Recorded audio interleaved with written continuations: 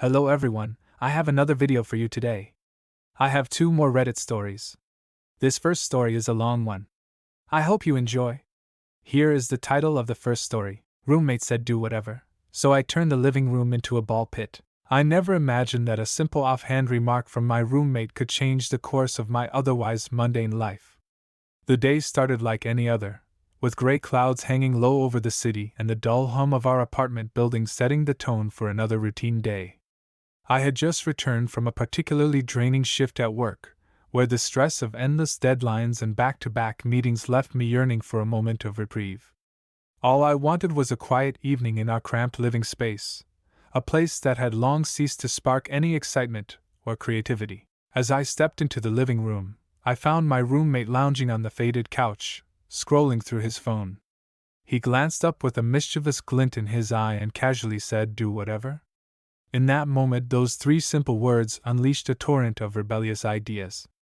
The suggestion was a dare to break free from the monotony that had suffocated our daily lives.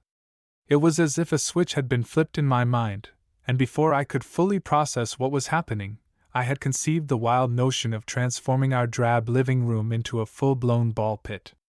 The idea was absurd, exhilarating, and entirely unexpected, an impulse that promised to inject vibrancy into our dull existence. I threw myself into the project with a fervor that surprised even me. The evening passed in a blur as I scoured online listings and rummaged through discount stores for every container of plastic balls I could find. I contacted friends, searched every nook and cranny of our storage closet, and even reached out to a local party supply warehouse that assured me of an immediate delivery.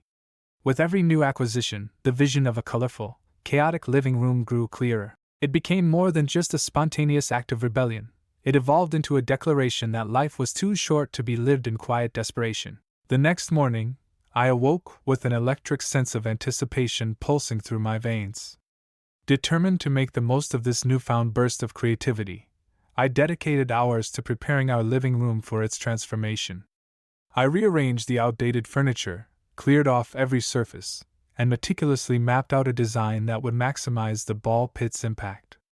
What was once a cluttered space filled with mismatched chairs and forgotten trinkets was quickly reborn as a blank canvas waiting for a splash of color.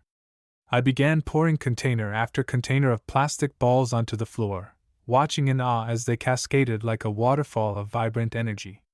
The gentle symphony of balls colliding, the soft thuds as they hit the ground, and the interplay of light and color turning the mundane into something magical filled me with a profound sense of joy. Yet, as the morning faded into afternoon, reality started to intrude upon my euphoria. I could already imagine the shock on our landlord's face when he discovered my unconventional renovation. The thought of irate neighbors and strict building rules crept into my mind. Our apartment complex was notorious for its stringent policies and an ever-watchful building manager who never hesitated to enforce them. The stakes were higher than I had first anticipated, but the thrill of this audacious act was too intoxicating to be denied. Every time I looked around at the transformed living room, I felt a rush of adrenaline mixed with satisfaction. I had reclaimed a piece of my freedom in a world that demanded conformity. Settling into this new realm of possibility, I soon realized that the ball pit was more than just a physical makeover. It was a transformation of spirit. The act of creating something wildly out of the ordinary sparked laughter and brought back memories of a simpler, more carefree time. I invited a handful of close friends over that very evening, and as they stepped into the room, their expressions shifted from surprise to pure delight. They dove headfirst into the pit, tossing balls into the air and engaging in playful skirmishes that dissolved the weight of adult responsibilities. In that chaotic cascade of color and laughter, we rediscovered a sense of community and unbridled joy. Word of my unconventional living room makeover spread quickly beyond our small circle. Before long, an acquaintance from work, someone who had once described our apartment as a prison of monotony, decided to see the spectacle for himself. His visit soon led to an unexpected conversation about creativity and risk. He worked for a burgeoning startup on the lookout for innovative thinkers who were unafraid to challenge norms. As he marveled at the living room transformation, he commented on the sheer audacity behind the project, suggesting that my newfound flair for creative rebellion was exactly the kind of mindset his company needed. In the weeks that followed, my life began to shift in ways I had never predicted. I started exploring creative endeavors that had been buried under years of routine and caution. The ball pit had ignited a spark, and I decided to channel that energy into a blog where I documented the entire journey, from the spark of inspiration to the final cascade of plastic balls on the floor. I posted behind-the-scenes photos, shared the emotional roller coaster I had experienced, and recounted every step of the transformation. The blog resonated with readers who, like me, longed for a break from the humdrum of daily life. What had started as an impulsive act of defiance soon became a movement, inspiring others to share their own stories of transformation and reclaim their lost sense of wonder. Unexpectedly, my blog caught the attention of a local news station. One brisk morning, I found myself standing in front of a camera, my living room still awash with a sea of colorful balls, as I recounted the story of that fateful day. I spoke with raw honesty about the pressure of daily life, the moment of rebellion that set me free, and the unexpected opportunities that followed. The interview was unfiltered and genuine, a snapshot of a person who had dared to break free from the constraints of routine. The story resonated with viewers, sparking discussions about creativity, individuality, and the importance of embracing the unexpected. Not everyone, however, appreciated my bold choice. Some neighbors were less than thrilled with the disruption, and soon enough, complaints reached our landlord. I received a formal notice that warned of potential fines and even hinted at eviction if the chaos continued. In those quiet, anxious nights, the weight of responsibility pressed down on me. I lay awake, haunted by the possibility that my pursuit of freedom might cost me the only home I had ever known. The fear was palpable, a dark shadow creeping over what had once been a jubilant experiment. Amidst the tension, my roommate, the very person who had casually tossed those 3 words that sparked the revolution, became my strongest supporter. He stood by me during tense discussions with the landlord and mediated conversations with disgruntled neighbors. His faith in the project and in me served as a reminder that sometimes the wildest ideas are the ones that hold the most truth. With his encouragement, I organized a community event in the apartment building's courtyard. I invited residents to experience the ball pit for themselves, promising an hour of unadulterated fun away from the daily grind. To my surprise, the event was met with open arms. Neighbors who had once grumbled about noise and mess now laughed, played, and rediscovered a sense of camaraderie that had been buried under layers of routine and indifference. Over time, the initial backlash faded, and even the staunchest critics began to see the beauty in the chaos. The ball pit, which had started as an act of defiance, transformed into a symbol of communal creativity and liberation. The building's walls, once adorned with plain, drab paint, now sported murals created by local artists inspired by the event. Monthly gatherings sprang up, celebrating art, innovation, and the simple joy of letting go. The transformation of our living room had ignited a broader movement, a shift in mindset that reminded everyone that life was meant to be lived boldly, with passion and a willingness to embrace the unknown. This journey taught me that creativity and freedom are not reserved for grand, meticulously planned endeavors. They often emerge from the most spontaneous moments, a stray comment, an impulsive idea, or a burst of reckless inspiration. The ball pit became a physical manifestation of that belief, a constant reminder that every day holds the potential for transformation if we are brave enough to seize it. I learned to cherish imperfection, to revel in the unexpected, and to find beauty in the chaos of life. Now, as I sit amidst the colorful plastic balls that still fill the living room, I feel a deep sense of fulfillment. The once mundane space has been reborn into a playground of memories, a testament to the power of spontaneity and the courage to live authentically. Neighbors now speak fondly of that transformative day, recounting how a single act of creative rebellion sparked a renewed sense of community and joy in our building.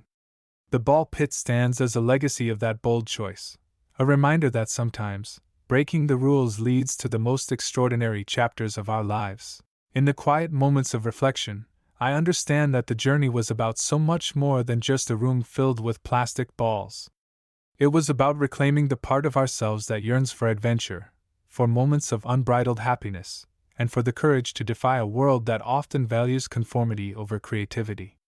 The experience transformed not only a living room but also my perspective on life, pushing me to embrace every opportunity to live vividly, fearlessly, and without regret. Looking back, I now see that the casual remark from my roommate was not just idle talk but an invitation to explore the depths of my own imagination.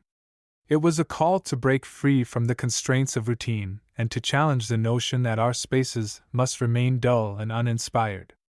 Turning the living room into a ball pit became an act of rebellion, a declaration that life is too precious to be spent in silence and monotony. It reminded me that every moment holds the promise of transformation if we dare to act upon it. Today, as I navigate life with the same spirit of creative defiance that once filled our living room, I carry with me the lessons learned from that unforgettable experience. I have come to understand that true liberation lies in embracing spontaneity, in celebrating imperfections, and in finding joy in the unexpected twists and turns of life. The ball pit remains a living testament to that journey, a vibrant monument to the power of a single idea to transform everything around it. In the end, the day I turned the living room into a ball pit was more than just an act of mischief. It was the day I rediscovered my own capacity for wonder and rebellion, the day I learned that life's most memorable moments often arise when we cast aside fear and choose to do whatever feels right in our hearts. And so, I continue to live each day with the boldness of that transformative moment, ever ready to dive into the unknown, with the echo of laughter and the vibrant splash of plastic balls serving as a constant reminder that sometimes, the most extraordinary life begins with a single leap of faith. That is the end of the first story. Having a ball pit living room sounds like so much fun. But it's the thing of its fun until you have to clean it up or realize how expensive it would be for just that. Where are you going to put the balls when you are done? Do you just sell them? I don't have a lot of storage space. I don't have a storage lot or anything spare. I would have so much fun until it dawned on me that I'm now stuck with these damn balls. Let's get to the next story. Here is the title: How My Roommate Ended Up Training a Crow to Steal My Snacks and Sparked a War of Feathers and Favors. I used to think the weirdest part of having a roommate would be arguing over dirty dishes or fighting about whose turn it was to take out the trash. Turns out, I severely underestimated just how deranged things could get when you put two semi-functional adults under the same roof, with one of them being just eccentric enough to be dangerous. It all started with a bag of chips. That might sound trivial, but when you work two jobs and come home exhausted, looking forward to one small comfort in a chaotic world, a missing bag of jalapeno cheddar chips becomes a crime worth investigating. I'd left them in the cupboard, unopened, the day before. When I got home the next night, the bag was ripped open. Ripped, not torn like a human hand would, but shredded.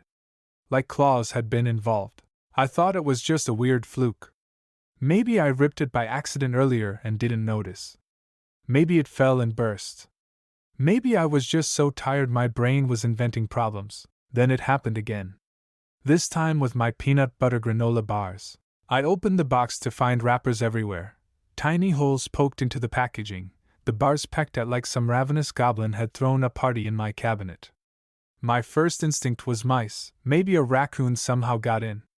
But there was no droppings, no fur, no noise. Just destruction and theft. I brought it up to my roommate Eli. He looked up from his laptop, blinked slowly like I was interrupting something sacred, and said completely deadpan that he hadn't touched my food. I believed him. And that's where the story should have ended, with some raccoon mystery and a trip to Home Depot for better locks. But it didn't. Because a week later, I caught the culprit red-beaked. I was on a Zoom call with a client when I heard rustling in the kitchen. Thinking it was Eli, I turned my camera off and went to investigate. What I saw defied every logical explanation I could muster at the time. A crow, yes, a crow, was perched on the counter, one foot balancing on a loaf of bread, the other pecking ferociously at a box of cookies. It stopped when it saw me, tilted its head, and, swear to God, hopped backward off the counter, grabbed a cookie in its beak, and flew out the slightly cracked kitchen window. I stood there for a full minute in stunned silence. When Eli came home later that night, I didn't ask him anything. I waited, and sure enough, the next morning, the crow was back. This time, it wasn't just snatching food. It was working strategically. It hopped into the cabinet, clawed open a bag of beef jerky, yanked a strip out, and flew away like it was trained. So I confronted Eli. I asked him, flat out, "Did you train a crow to steal my food?" He looked at me like I'd just asked him if he was secretly a wizard. Then, with the most casual shrug I've ever seen in my life, he said, "Technically no. I trained it to steal food. That it chooses yours is not my fault." It took me a moment to register just how deranged that sentence was. Eli, it turns out, had been feeding this crow, whom he named Edgar, for months. It started with leaving bread crumbs on the fire escape. Then peanuts. Then shiny wrappers filled with treats.